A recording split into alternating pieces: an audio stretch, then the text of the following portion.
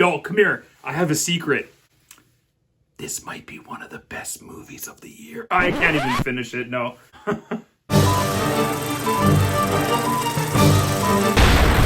Cassandra Webb is a New York City paramedic who begins to find that the visions she starts to have actually begin to come true. Forced to challenge revelations about her past, she must keep 3 young women safe from a deadly adversary who wants them all dead.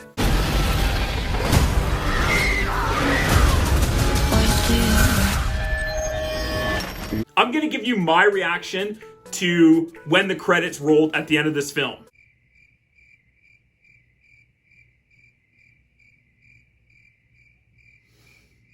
That's it. It really was a disappointment on every aspect.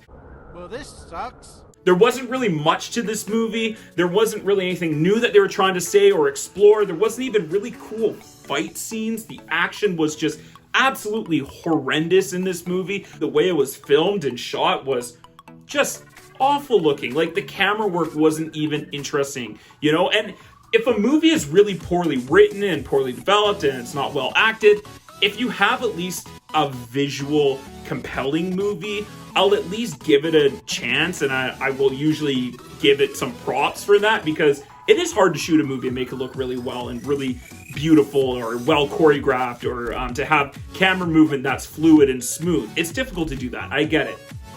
But this movie just didn't do interesting with anything it had.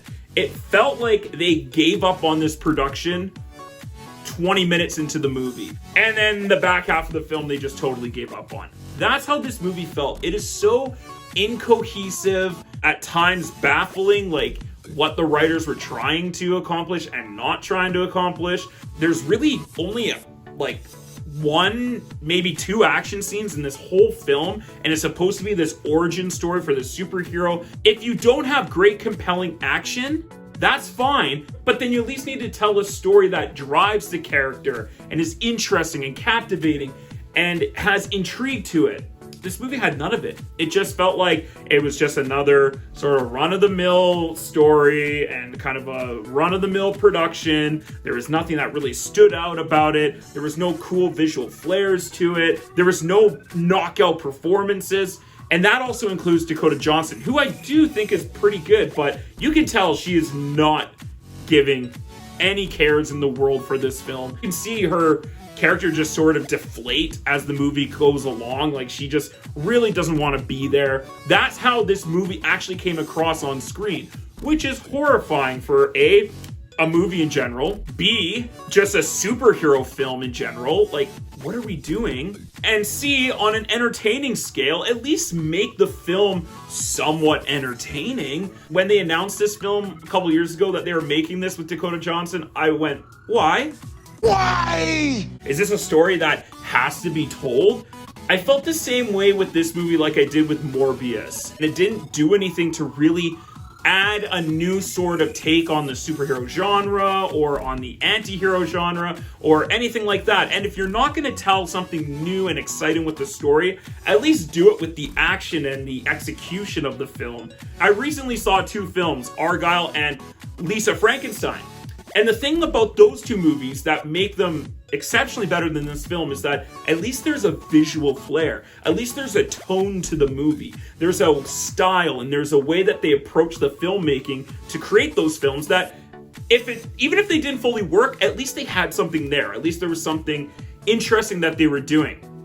This felt so bland, and like AI wrote the script and directed the movie and did the camera angles, and you know, even the CGI in this film is so rough at times that it feels kind of like they generated this movie instead of actually writing it and crafting it. And I'm sure they did, I'm sure they tried, but the way that ultimately this final product came out, it just felt that way.